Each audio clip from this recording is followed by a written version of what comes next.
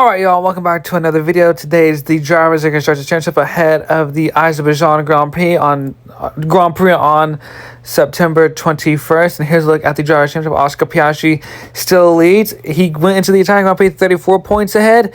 He probably would extend that probably at least to 40 points, but McLaren swapped their drivers around, which now let Lando cut Piastri's championship lead now to 31 points. Max Verstappen is 94 points back now in the Drivers' Championship.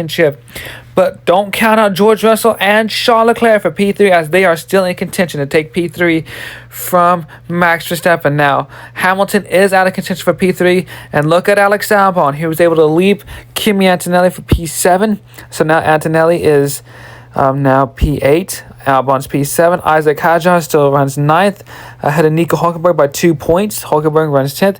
Stroll is P11. Fernando Alonso is P12.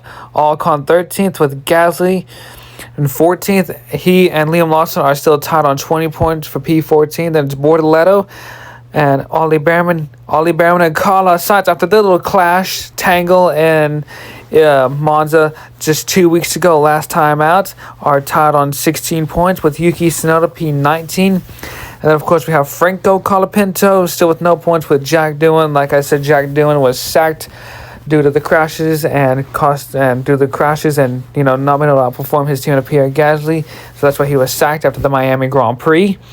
And in the Constructors' Championship, McLaren now has the biggest championship lead of them all since Red Bull back in 2023. They have a 600. They have on their points tally, they have 617 points to compare to Ferrari's 280 points. That's a 337 point lead for McLaren, the biggest championship lead in the constructors since Red Bull back in 2023. And Ferrari trying to get the runners-up spot. They're only 20 points ahead of Mercedes, but don't count out Red Bull. They're still in contention for P2 in the constructors, but it's going to take a lot to get Yuki Tsunoda to make sure they get P number 2. Then Williams still hangs on to P5, which I think they will get P5 in the constructors. Aston Martin hold P6. Racing Bulls are at least 1 point behind Aston Martin for P number 6. Then it's Kick Sauber in P8. What a season it's been for them compared to last year when they only got 1 point with Zhou Guan Yu. And then Haas runs P9 on 44, and then rounding out the top 10 and last is Alpine and their final stint with Renault. Now, McLaren could clinch the Constructors' Championship this weekend the earliest. They just need to outscore Ferrari by 9, outscore Mercedes by 12, and outscore Red Bull by 33 points. And if they do all that, they are Constructors' champions. But if they don't outscore Ferrari, Mercedes, and Red Bull, the Constructors' Championship will go to the Singapore Grand Prix. And if Ferrari, Mercedes, and Red Bull continue to outscore them, then that would move on to the Texas Grand Prix. And if McLaren can somehow win in Texas with the sprint and win, then that would wrap up the Constructors' Championship in Texas. But I think McLaren can do it this weekend. But we'll see if they can do it.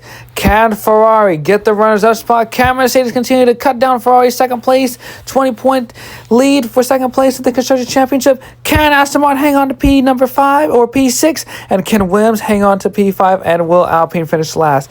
It all to play for in the last 8 remaining races with the Azerbaijan Grand Prix this weekend on ESPN. Thank you guys for watching. And I have one more FX Racer going now, and I'll have that uploaded tonight, and that will be the last one for tonight. And then we have a live stream tomorrow night, and then more FX Racer tomorrow night as well. So thank you guys for watching, and see y'all for tomorrow night's live stream.